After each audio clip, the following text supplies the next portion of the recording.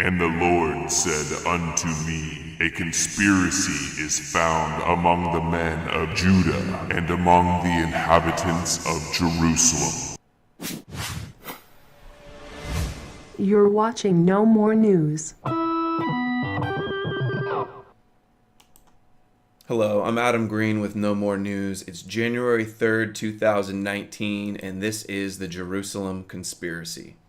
So I want to begin with a few clips that I've shown before in past videos, including that you can find on Jewish Temple Prophecy playlist on No More News, as well as the documentary that just came out, God's Chosen People, banned from YouTube but available on BitChute through nomorenews.org, link in the description.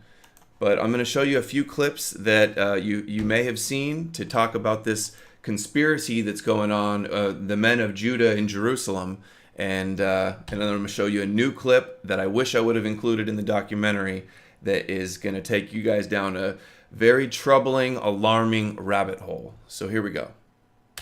This place has been a holy place since the beginning of the world and is in essence the center of the world. And we believe that the rock inside of the Dome of the Rock, which is called in Hebrew the Evan HaShetiyah, which in English means the foundation stone, is the foundation stone of the world. That is the place from which God spread out the earth.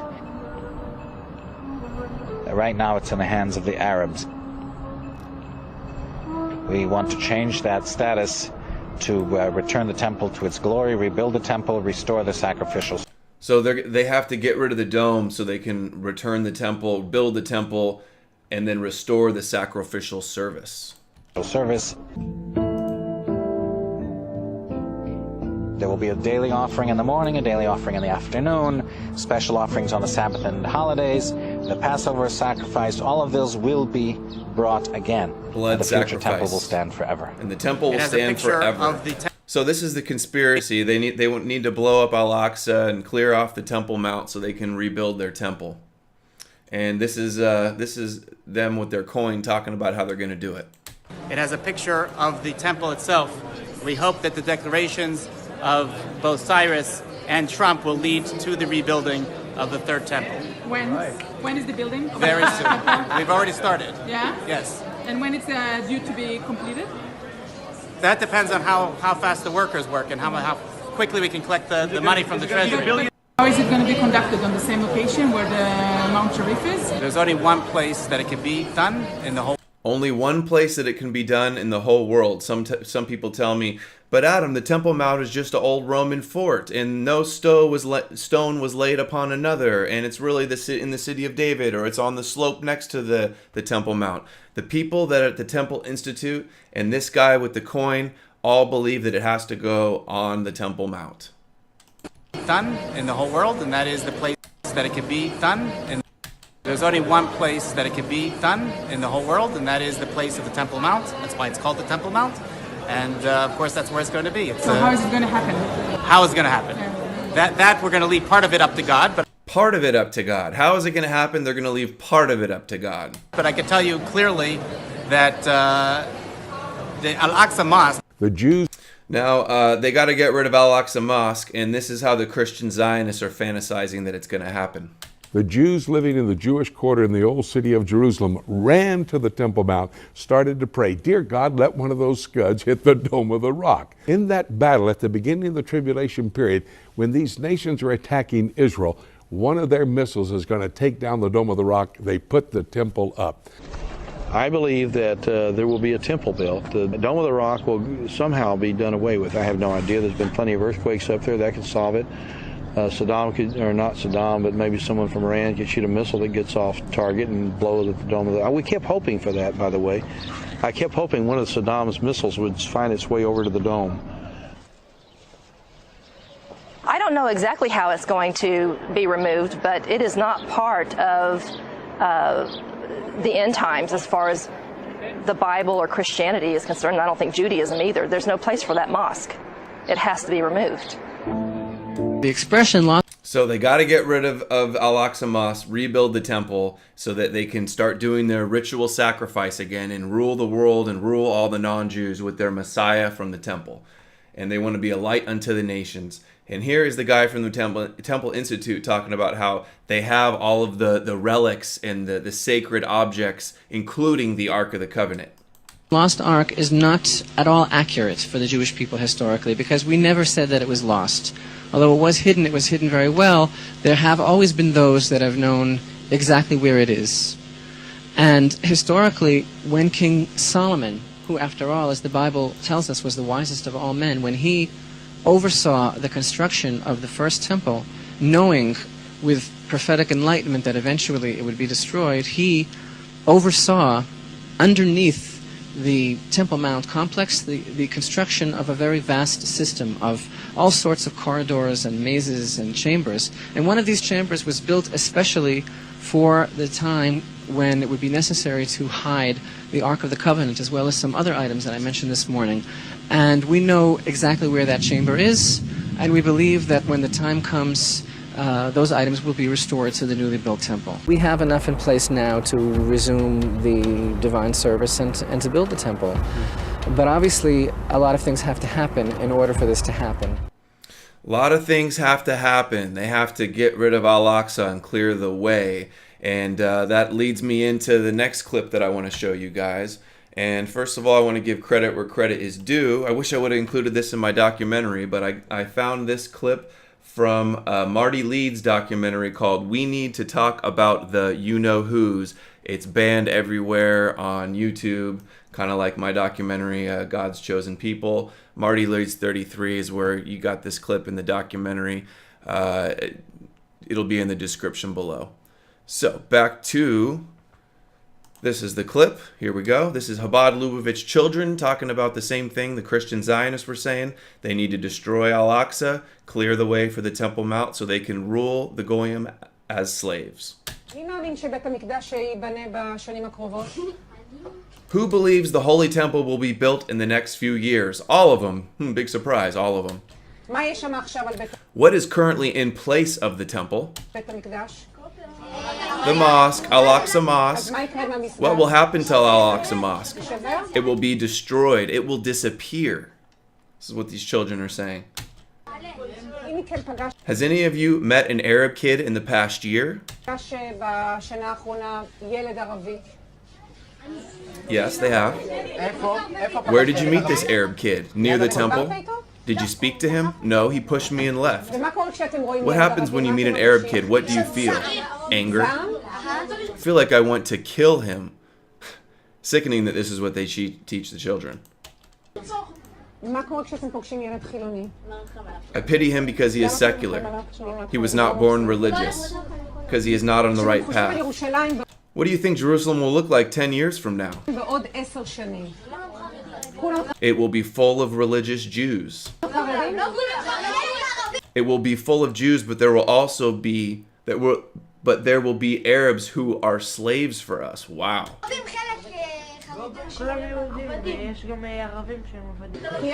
The Messiah will come, right? They're asked. What do you say?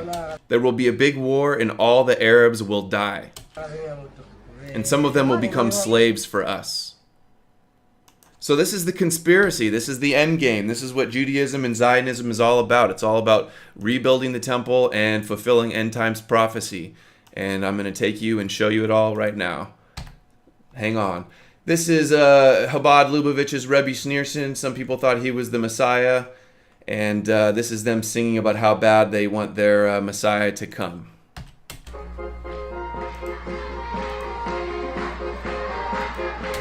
Rebbe Schneerson led a small Hasidic sect to world prominence. This is New York Times in 1994. By 1990, they were taking in an estimated $100 million a year in contributions. Just imagine what that is now. It's like a huge international mafia.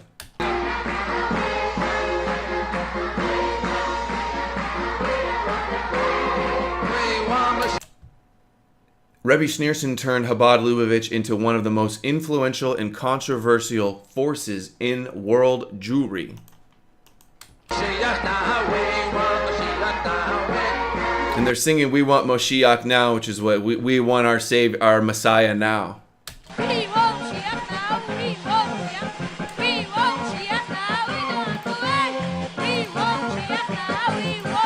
singing it with some children. Jared is a great young man. So just imagine Jared in that crowd, because Jared Kushner, Trump's son-in-law and senior advisor and Mr. Everything, just happens to be Chabad Lubavitch and probably grew up in a Chabad Lubavitch church singing that "We Want Moshiach Now" song. Jared is a great young man, went to Harvard, very smart, Friends of Chabad at Harvard, vice president of Friends of Chabad. Smart. Very smart. Very smart. The cube on the head, very smart.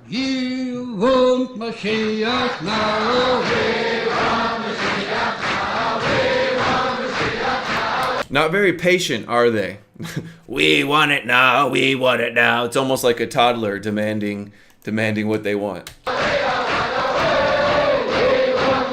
Hundreds of thousands in donations tie Kushner's and Trump to Chabad movement. Kushner Foundation gives $342,000 to Chabad. Still surprised about Jared in Ivanka's synagogue? No. Breitbart. Ivanka Trump and Jared Kushner visit Lubavitcher Rebbe's grave shortly before the election. And Haaretz. Trump to endorse Chabad movement in event attended by Jewish leaders. Trump meets with Chabad rabbis in Oval Office, just like all the rest of the presidents that also go to the Wailing Wall. And here's, they're all about rebuilding the temple here at the Chabad Lubavitch, obviously. May it be rebuilt. And Chabad.org, why haven't Jews rebuilt the temple yet? Rebuilding your temple, a poem, the temple descends from on high. These are all Chabad. We will use technology to build the third temple. And you may think, oh, these guys are just some fringe lunatics and they're not taken seriously over in Israel, but not true. Rebbe was like the Pope. The top Chabad Lubavitch and Sephardic rabbis are like the popes over there, and they say some really horrible racist stuff. So here's the Rebbe talking to Benjamin Netanyahu, who is now the prime minister for almost the last 2 decades, back in 1990, urging him to do more to hasten the coming of the Moshiach, their Messiah.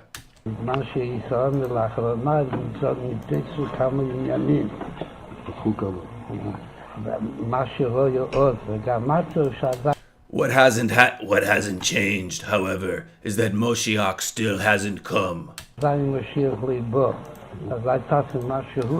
So do something to hasten his coming.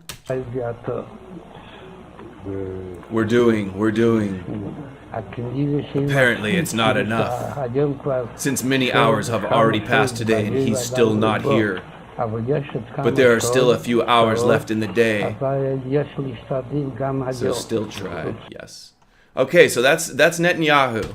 So this isn't just some fringe thing. This is going back from the very beginning. Here's the first prime minister of Israel, Ben Gurion, foresees, this is an interview he did in 1962, predicting the future of the world as he thinks it would look in 25 years in 1987. And this is what he had to say.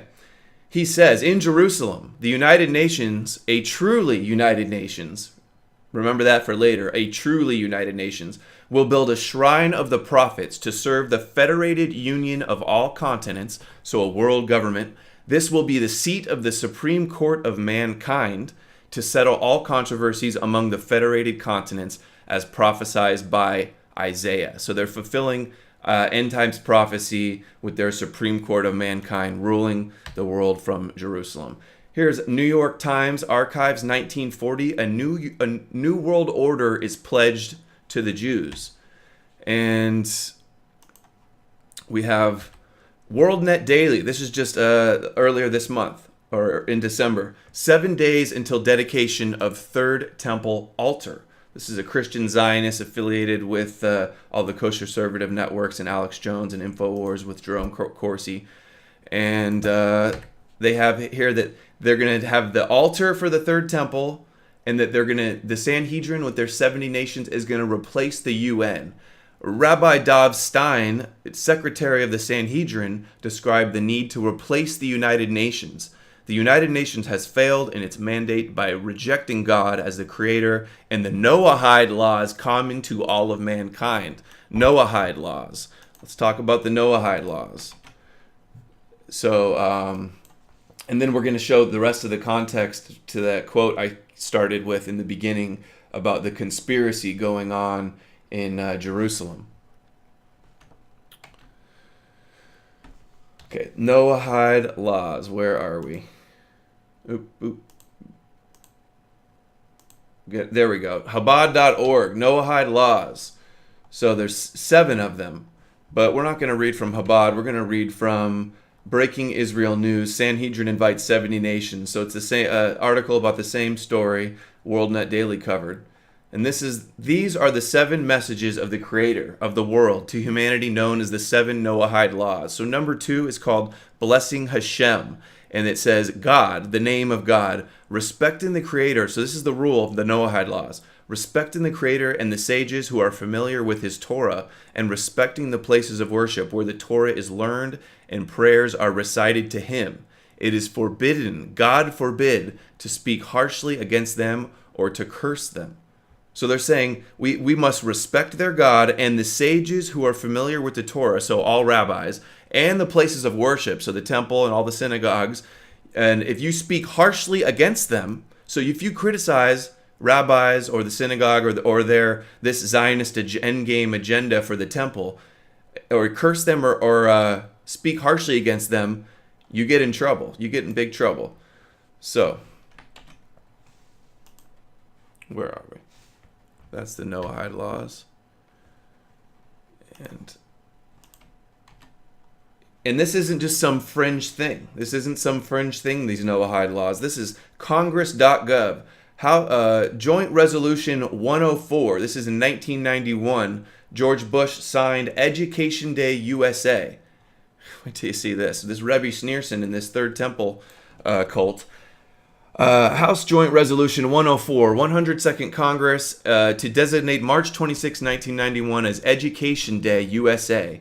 Whereas Congress recognizes this historical tradition of ethical values and principles which are the basis of civilized society. So they're saying they're implementing the Noahide laws, when they were known as the 7 Noahide laws, whereas these ethical values and principles, the edifice of civilization, stands in serious peril of returning to chaos. Whereas the Lubavitch movement has fostered and promoted these ethical values and principles throughout the world. Whereas Rebbe Menachem Mendel Schneerson, leader of the Lubavitch movement, is universally respected and revered, and his 89th birthday falls on March 1991, March 26. Whereas in tribute to this great spiritual leader, the Rebbe, this 90th year will be that. So Bush signed it to be Education Day, Rebbe Schneerson Day. And now we got Breaking Israel News. The Sanhedrin is calling on Trump to uphold the 7 Noahide laws, where we're not able to question what they say. So this is not a totally fringe thing. This is what the Christian Zionists are all helping come along. And here is an article from Haaretz, Kingdom of Israel. Extremist rabbis dream of a Jewish monarchy with special role for non-Jews. It says, these guys at the West Bank settlement, they wrote this Jewish religious law language, quotes Jewish sources while revealing the secret aspirations of the most extremist settlers. So this is their secret aspirations. It's devoted entirely to laws pertaining to, quote, the public and the kingdom. In other words, to the establishment of a religious Jewish monarchy that will replace secular democracy in Israel. It describes a world in which the king, so the Messiah, Moshiach, is omnipotent, owning slaves and handmaidens, all the Goyim slaves, and a world in which Jews have extra rights and non-Jews cannot hold public office. A world in which there is no private property, everything belongs to the king, and rebels are put to death. But then he says this is just theoretical.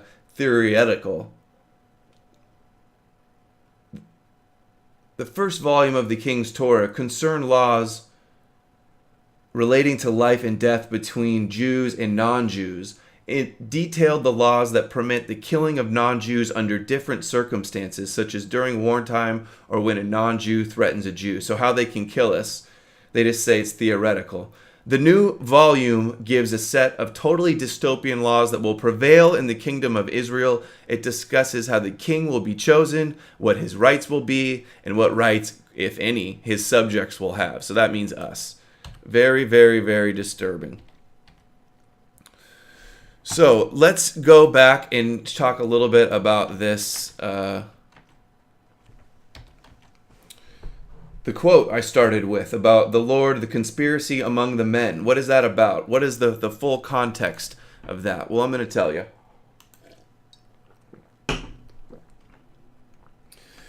So this is Jeremiah 11, King James Version. The word that came to Jeremiah from the Lord, saying, Hear ye the words of his covenant, and speak unto the men of Judah and to the inhabitants of Jerusalem. So the Lord told Jeremiah to tell this to the Jews in Jerusalem.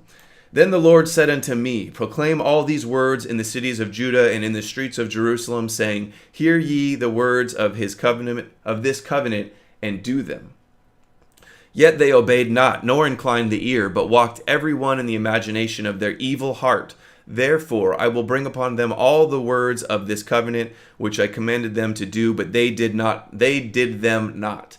And this is where he talks about the conspiracy of the inhabitants of the Jerusalem, the men of Judah.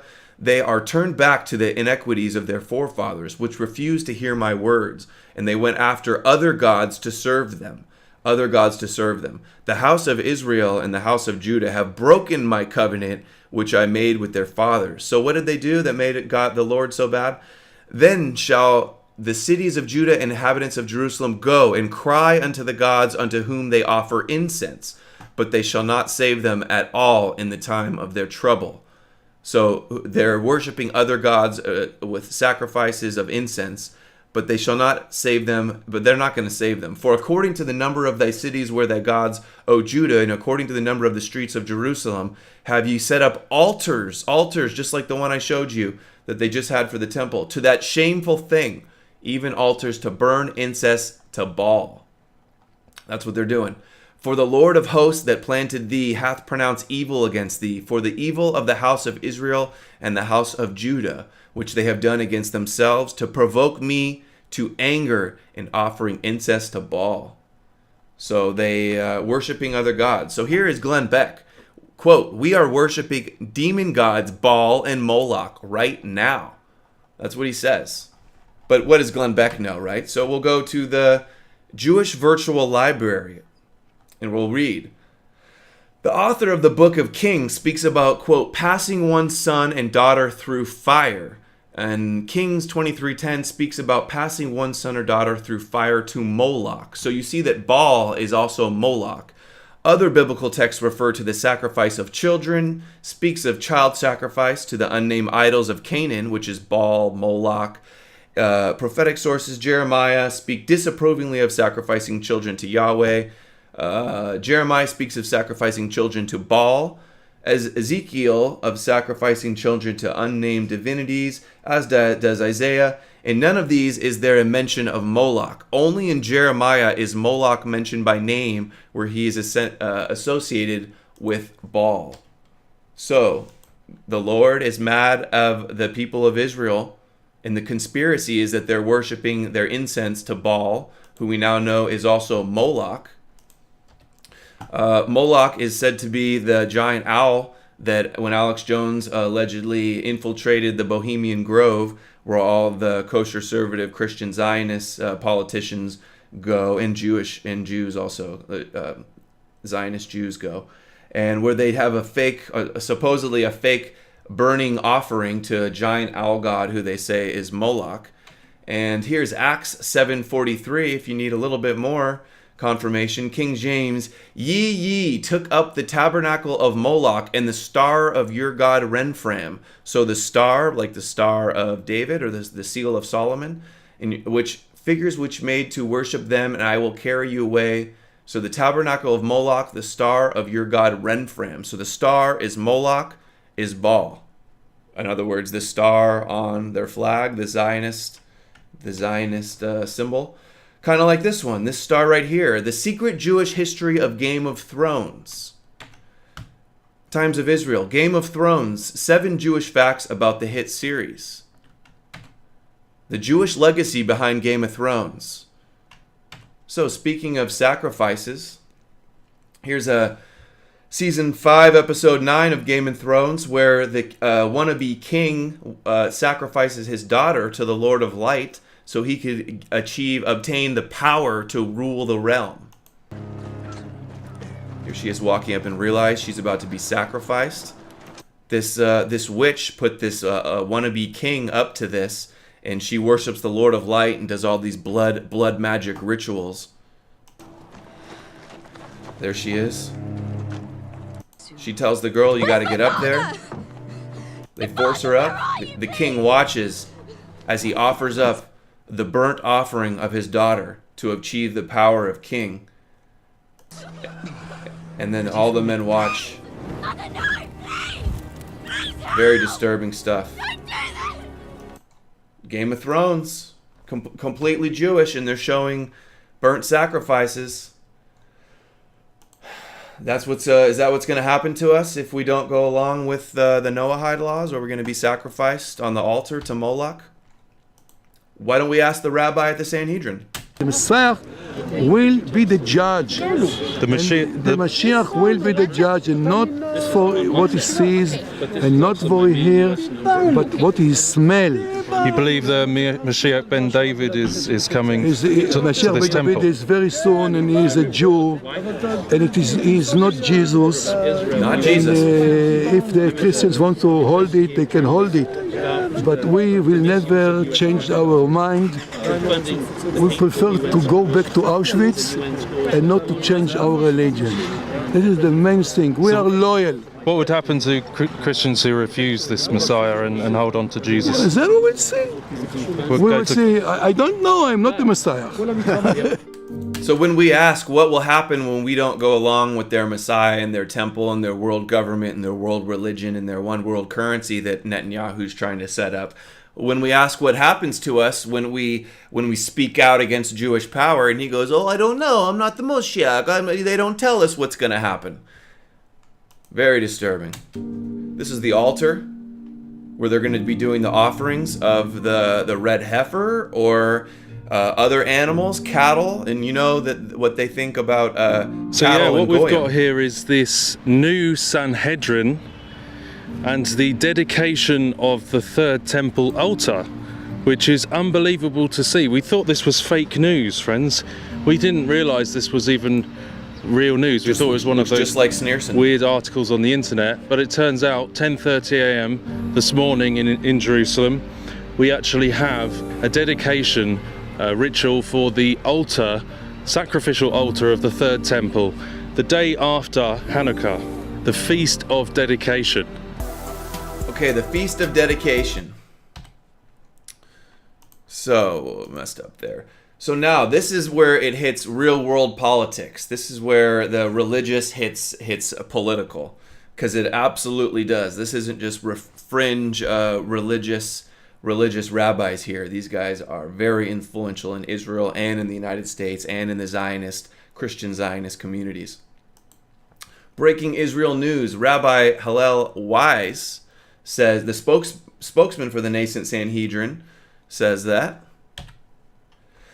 the International Court of the Sanhedrin, they're going to bring you to justice at the International Court of the Sanhedrin with 70 nations. And they say the very beginning that established the state of Israel, and then the UN turned their back on Jerusalem, and they have become a forum. So the Sanhedrin is working with the leaders of several nations to establish a new international body based in Jerusalem on biblical values that will replace the UN.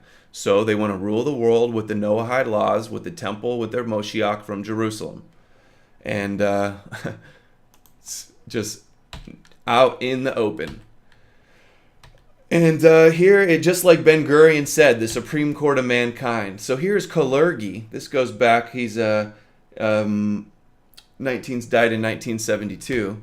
But look at what he wrote in his book, Practical Idealism. He says, the man of the future will be a mixed race. Today's races and classes will be gradually disappearing owing to the vanishing of space, time, and prejudice. The Eurasian Negroid race of the future, similar in its appearance to ancient Egyptians, will replace the diversity of peoples with a diversity of individuals.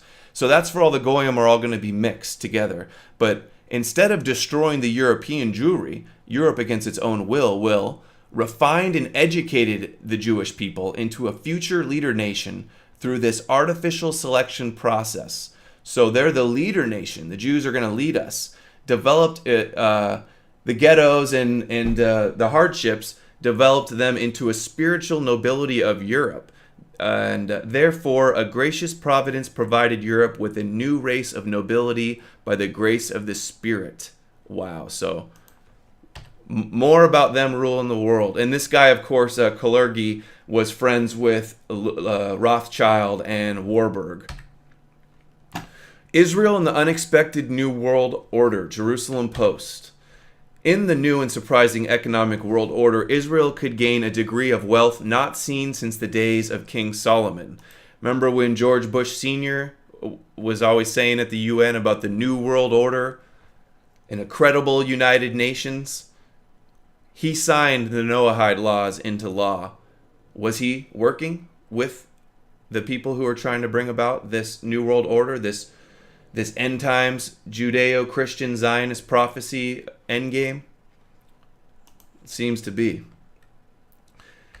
So they're going to have wealth in the new, gain a degree of wealth not seen since the days of King Solomon, and they're going to do this through this new project called the Belt and Road Initiative. It is $7.5 trillion to develop. 75 nations have joined the Silk Road Chamber of International Commerce. I'm surprised they don't have it 70 nations like the UN number. China's most ambitious mega project, the New Silk Road. So they're teaming up with Israel. What is China's Belt and Road Initiative? They're using Israel's high technology and mixing it with China's manufacturing capacity and the new trade routes. The Jerusalem Post, China's Belt and Road Initiative. What's in it for Israel? The initiative is, quote, the new game in town for China and the whole world probably, and perhaps Israel. When it comes to Belt and Road, it's the new game in town, economic integration on a scale that hasn't previously been seen, and Israel is going to be right at the center of all of it.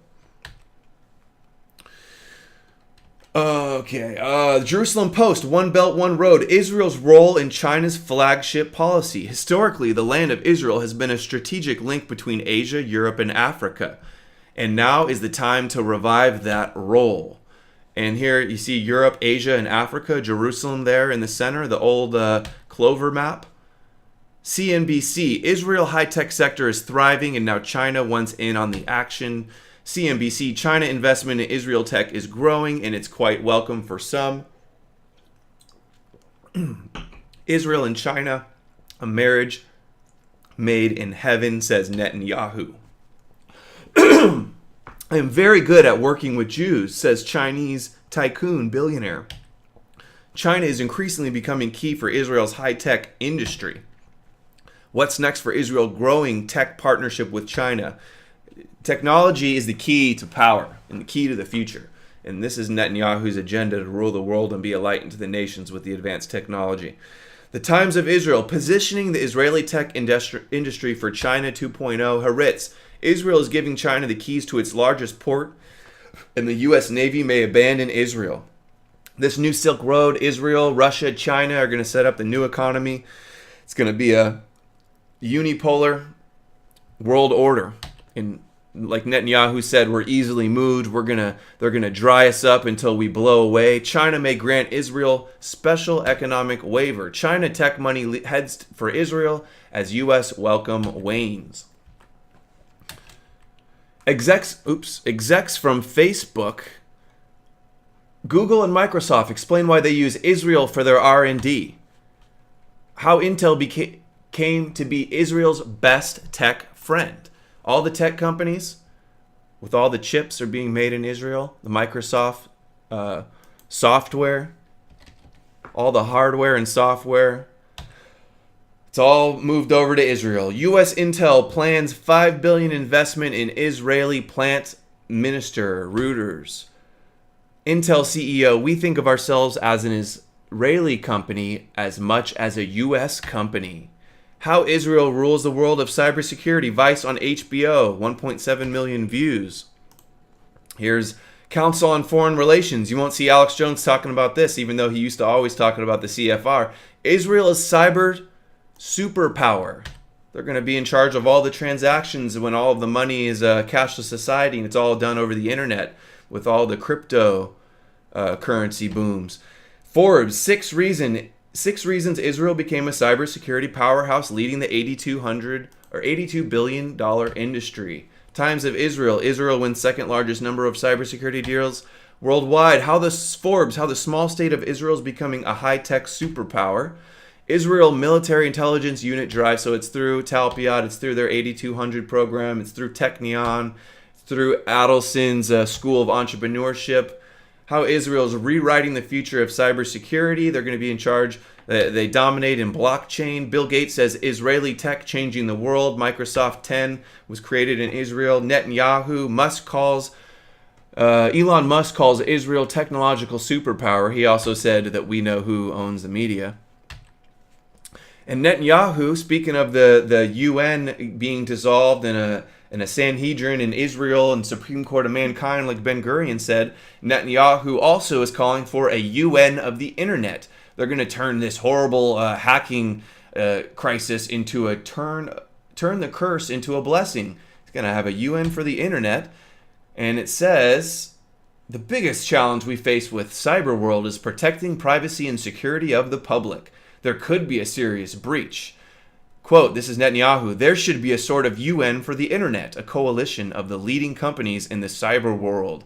And in my opinion, Israel is the most advanced, he added. Okay, of course it is. So Netanyahu, he's fulfilling, they're emerging as a superpower light into the nations. And we already asked the rabbi from the Sanhedrin what's going to happen when we don't go along with the Moshiach and the temple and this new world government. And why don't we ask Netanyahu the same thing? So here's Bill Mayer asking him. I would agree with you that the people in Iran and many other Muslim countries are much too comfortable with the idea of the world coming to an end. But so are some of Israel's greatest supporters. Does it not make you a bit uncomfortable that the Christian right here in America, which backs Israel fervently, really does so because they think Jesus is going to return? Many of them believe he will do so in their lifetime. And when Jesus returns, he must return to whence he came. And what he's going to do when he gets there, basically, is convert all the Jews or kill them. Well, you know, let's argue about that point when it happens, right? But So let's argue about that point when it happens. It's a question I'm always asking: is why are the Christian Zionists helping the Jews rebuild their temple when they have a different Messiah who's going to rule in the end? And Netanyahu says, we'll just argue about that when the time comes. And what he's going to do when he gets there, basically, is convert all the Jews or kill them. Well, you know, let's argue about that point when it happens, right? But let's not argue about when it happens. Let's not allow it to happen. Let's not destroy some of the most ancient and holy Muslim sites so that we can rebuild temples and rule the world. Let's not do that. Let's not help them do that. Here's Netanyahu talking about Kushner, by the way. Kushner, you know, I've covered all this stuff before. It's basically all in the documentary on BitChute, God's Chosen People. But this is Netanyahu talking about his relationship with Kushner and why I think they may claim Kushner is the Moshiach. Can I reveal, Jared, how long we've known you? Well, he was never small. He was always big. He was always tall. But the relationship between Israel and America is stronger than ever, and we really thank Prime Minister Netanyahu for his leadership and his partnership. Thank you. Thank you. In Jerusalem. Okay, so Netanyahu, back in the 90s with Rebbe Schneerson, talking about hastening the coming of the Moshiach. Kushner is Chabad Lubavitch also. Now they're connected. He's Trump's senior advisor. And here's a video, almost 700,000 views. The temple in Jerusalem will be rebuilt. Here's Netanyahu. Doesn't outright say it, but you can definitely tell you what he's inferring here. In Jerusalem, King David established our capital 3,000 years ago. In Jerusalem, King Solomon built our temple, built our temple, built our temple. which stood for many centuries. In Jerusalem, Jewish exiles from Babylon rebuilt the temple, rebuilt the temple, rebuilt the temple, which stood for many more centuries. In Jerusalem, the Maccabees rededicated that temple. And this is Netanyahu at the embassy opening, where Kushner also spoke. Rededicated that temple and restored Jewish sovereignty in this land. And it was here in Jerusalem, some 2,000 years later, that the soldiers of Israel spoke three immortal words: Har Habayit Be'adenu. The Temple Mount is in our hands. The Temple Mount is in our hands. Is in our hands. Words that lifted the spirit of the entire nation. We are in Jerusalem and we are here to stay. The miraculous rebirth of our nation. And we look ahead with pride to the remarkable contributions Israel will continue to make to all nations. Fulfilling that prophecy, and all the Christian Zionists are just buying it up. Half of the evangelicals support Israel because they believe it is important for fulfilling end times prophecy. And Netanyahu is going around the world talking to all these leaders, helping them get into power probably, and then immediately they get in, they visit Israel, they talk about how they want to move the embassy, like Brazil, Guatemala is another one. It was just in the news today that Pompeo was helping Netanyahu with Bolsonaro in Brazil. So the Christian Zionists, this is how they're able to do all this with the Schofield disinfo, indoctrination. Times of Israel, laying the groundwork for a third temple in Jerusalem. This isn't some fringe thing. The Temple Mount has gone mainstream. Times of Israel, Mr. Trump rebuild the temple. Haaretz opinion, the third temple will be rebuilt. Now, what's going to happen when the temple's rebuilt? Why do we need to stop this? Why is Zionism a bad thing?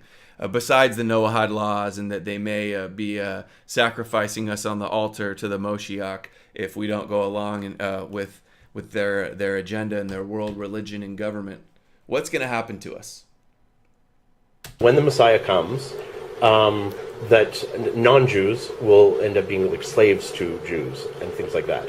Is that part of, like, where does that come from? What you're saying is correct. What you're saying is correct. And what does it mean? יעבדוך עמים. יעבדוך עמים. וישתחוו לחלומי. יעבדוך עמים. It says here, יעבדוך עמים. The lands will work for you. יעבדוך עמים. So the lands will work for you. So here is one of their popes over there, highly respected, Ovadia Yosef, 5 of his most controversial quotations. And we got the purpose of Gentiles to serve Jews. Goyim were born only to serve us. Without that, they have no place in the world, only to serve the people of Israel. There's so much overt, in-your-face supremacy, racial supremacy and racism going on with these Zionists, that it's just so absurd that the ADL goes around and points to people like me and tells me I'm a white supremacist and I'm anti-Semitic and I'm a racist and I'm hateful, when all I'm doing is reading mainstream media, showing rabbis talk about their religion in their own words. All of this is documented, all of this is verifiable, all of this is sourced. None of this is my opinion, none of this is speculation. So I don't want to hear any of that. And the ADL is watching, so don't even try to take this down. Okay, well, why do, okay, here, so Goyim, well, why does God give us longevity? Why? Because donkeys would die, they'd lose their money, so we're only here to work for them. We're their servants, that's why we get a long life, we're here to work well for the Jews. Why are Gentiles needed? They will work, they will plow, they will reap, while they sit and eat. That is why Gentiles were created. And this is a highly respected rabbi over there, almost like the Pope. And Rebbe Schneerson said some very similar stuff. They just had the new outright racist law that Natalie Portman and so many other Jews are speaking out against. The new deputy defense minister calls Palestinians animals. Oh yeah, they want peace, but they call them animals, and they call all Goyim cattle and say that we're only here to serve them. Chabad rabbi says, destroy their holy sites, kill men, women, and children and cattle. Haaretz, Gay Jews have quote higher souls than Gentiles even. So they don't like gays. They're really they're really homophobic, but still the gay Jews are above the souls of Gentiles. Netanyahu and the laws of killing goyim. Netanyahu also says the Talmud is like the basis of their law. JTA, Sephardi leader Yosef, non-Jews exist to serve Jews. I already showed that one. And here's Chabad. Is it racist to believe that Jews are special? Do we leave room for others? The righteous of the nations have a share in the world to come. So only if we go along and do whatever they say and bow down to their Moshiach. Otherwise, it's not looking good for us. See, there's some basic rules. Keep those rules. We don't care who you are, you're in. So we have to obey the rules, and whether we obey or not, though, we're still going to be their slaves, as expressed here by these rabbis in Israel. כל הגויים שאתה רואה שיש בעולם, המיליארדים האלה, הם הכל They exist just for the Jews' benefit. שהיהודים יהיה להם איזה תועלת מהם. We don't see it. We don't see no like that. Hold on. Today we are still in exile, so automatically they don't yet serve us completely. Only partially. When the Messiah will come, each one of us will have thousands, hundreds, 2,800 slaves. In the meantime, the Messiah is not here. So how do they serve us now? They build us cars, apartment buildings. They do everything. They serve the Jews. I mean, such supremacy. And we just object to this, and they try to call us anti-Semitic conspiracy theorists. None of this is a conspiracy. All this is backed up. Anti-Semitism is a conspiracy theory. They try to suppress all this information with their 1-2 punch. Call you a racist, and then when we try to refute them and explain ourselves, they say that's a conspiracy. HuffPo, conspiracy theories, anti-Semitism, and the delegitimization of Israel. Haaretz, anti-Zionism is the new anti-Semitism, says Netanyahu. There is still so much evil. Growing anti-Semitism stuns American Jews. I said a video the other day about from Barry Trachtenberg, Wake Forest Jewish history professor, says that this is hyped up and that the ADL is lying about these statistics. So I show all this stuff. I show the rabbis in their own words, mainstream media headlines. This is not a conspiracy. This is not racism or hate. But the SPLC doesn't stop them. They say InfoWars host Owen Schroyer debates, quote, Jewish conspiracies with anti-Semitic YouTuber. That's me that they say is an anti-Semitic YouTuber. They say Schroyer appeared September 17th on the No More News channel, which is run and hosted by little-known anti-Semitic conspiracy theorist named Adam Green. I'm not anti-Semitic. Since at least 2014, Green has been using the channel to produce dozens of videos focusing mostly on 9/11 trutherism and bigoted notions that Jews are secretly plotting to take over the world. How funny is that? I hope this guy, Nick Martin, watches this video. I just showed overwhelming evidence, indisputable evidence, and all of the source material for their open, unapologetic, proud plot to rule the world. That is their end game. That is their end times prophecy. They don't make any secret about it. I don't say it's a secret. It's in our faces, and I show the evidence all the time. And then he says, one of my videos, straightforwardly titled "The Zionist Plan to Take Over the World," has racked up more than 120,000 views. Let's look at that one right now. Where is it? The Zionist Plan to Take Over the World, 202,000 now. Okay, back to it, and we're about to wrap this up. This is almost the end. I just want to show, so the SPLC attacks me. They lie about me. They say I'm an anti-Semitic conspiracy theorist. They lie about some of the Jews and Christian Zionists' plan to have all this end times prophecy and rule the world. And I make a video to defend myself from SPLC slander, and I'm censored. Limited stated. My video, SPLC attacks No More News, put it in limited state. Censored on YouTube, of course, like so many other videos.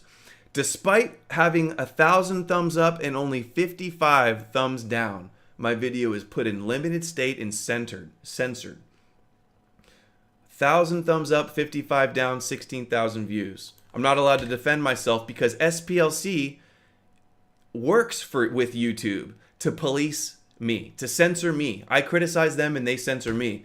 Jewish-run SPLC, Michael Cohen and Potok. The ADL says Facebook, Google, Microsoft, Twitter, and the ADL announced lab to engineer new new solutions to stop cyber hate. Freudian slip there. So we got the SPLC and the ADL in charge of regulating all speech on social media, on all of the social media cartel. ADL tackles online hate speech with Silicon Valley Command Center. Stop cancer of online hate, ADL tells social media execs. So why are two Jewish groups in charge of regulating all of the speech on the internet? YouTube tries to crack down on conspiracy videos, and YouTube's listening. They have a plan to stem the flow of misinformation. YouTube is cracking down on fake news with new text previews. YouTube to crack down on fake news backing authoritative sources. This was in response to Jake Morphonios' videos going viral about the Vegas shooting. And of course, all the social media is doing whatever the ADL and SPLC says. Here's ADL bragging. The ADL applauds Google and YouTube in expanding initiative to fight online hate. And the Anti-Defamation League, for those who don't know, used to be called, formerly known as the Anti-Defamation League of B'nai B'rith. What's that? It's the oldest Jewish, international Jewish, not international. So we have international, basically a lobby arm, a military arm, basically, spy group of Israel in America in charge of social media, regulating all the speech. Non-governmental organization based in the United States, and they claim to fight anti-Semitism and all forms of bigotry, and it's all about the Jewish people, though. Why is one group in charge? B'nai B'rith, oldest Jewish organization in the world, committed to the security and continuity of the Jewish people and the state of Israel in combating anti-Semitism and bigotry. Reminds me of a quote. The world, John 7:7 from Jesus. The world cannot, not a quote, a verse from the Bible. John 7:7. The world cannot hate you, but me it hateth, because I testify of it that the works thereof are evil. I point out this conspiracy, this open conspiracy, that the men, a conspiracy that is found among the men of Judah and the inhabitants of Jerusalem.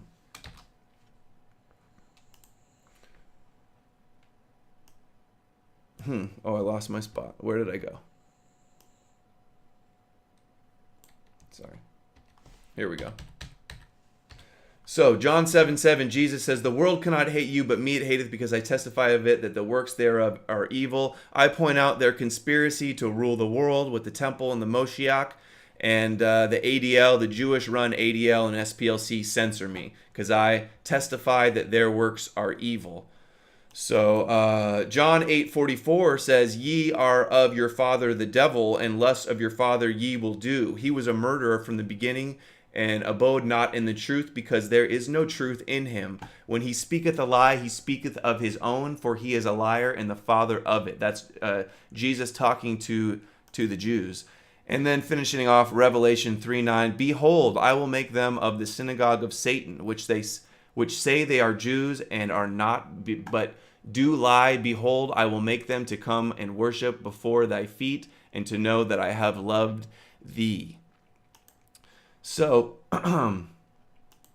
sounds a little anti-Semitic coming from the Bible there. Talking about that the Jews are liars and they're the synagogue of Satan, and there's conspiracies going on, and Jesus says that you're not allowed to criticize. What's next? They're going to ban the Bible? Well, that's what they're trying to do. Daily Mail, Jewish leaders call for new editions of the Bible and the Quran to carry trigger warnings highlighting anti-Semitic passages. Just amazing. So that's all, guys. That is the Jerusalem conspiracy. That is the Jerusalem conspiracy. I thank you for watching. Check out the playlist for more info. Check out God's Chosen People on my website, nomorenews.org. I appreciate all the support I get through PayPal donations and Patreon. I'm 100% listener funded. I wouldn't be able to make these videos and do all this research without all the support, so I appreciate all the love. Thanks, guys, for watching. Make sure to check out nomorenews.org, God's Chosen People, and stay tuned for more videos. See ya.